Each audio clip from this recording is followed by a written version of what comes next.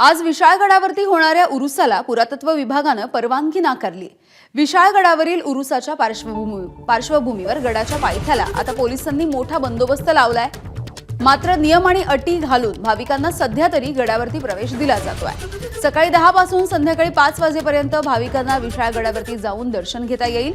दररोज विशाळगडावरती जाणाऱ्या नागरिकांची संख्या वाढतीये, ती हजारापेक्षा जास्त झाली आहे। त्यासोबतच आज प्रकाश आंबेडकर यांचे चिरंजीव सुजात आंबेडकर हे कोल्हापूरच्या दौऱ्यावरती आहेत आणि ते सुद्धा विशाळगडावरती जाणार आहेत, तिथे भेट देतील।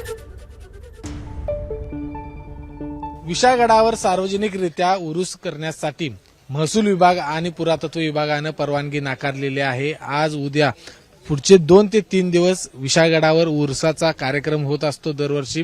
मात्र यावेळी ही परवानगी नाकारलेली आहे, कारण आपल्याला माहित आहे की गेल्या 3-4 महिन्यापूर्वी जो प्रकार या ठिकाणी घडला, विशाळगडावर घडला, त्याच्यानंतर विशाळगडाच्या पायथ्याशी असलेल्या गजापूर या ठिकाणी घडल्यानंतर प्रशासन हे सतर्क झालेलं आहे।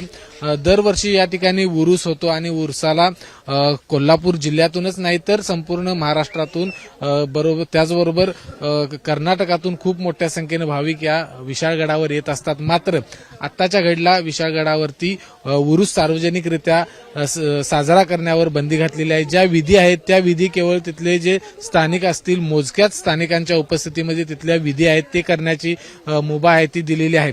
मात्र असं असलं तरी आजच्या दिवशी विशाळगडावरती दर्शनासाठी जाणाऱ्या भाविकांची संख्या मात्र प्रचंड आपल्याला पाहायला मिळते।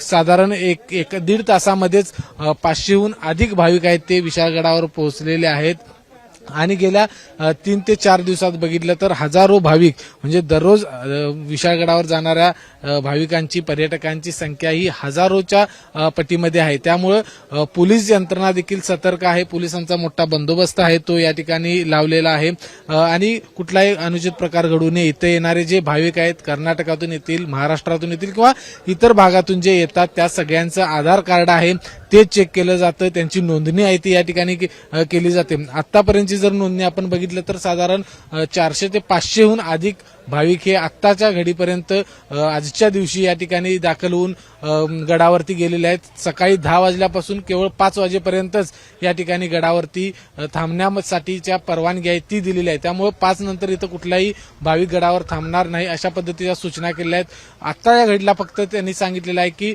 जो उरूस आहे तो सार्वजनिकरित्या तुम्हाला साजरा करता येणार आहे। एबीपी माझा, उघडा डोळे बघा नीट।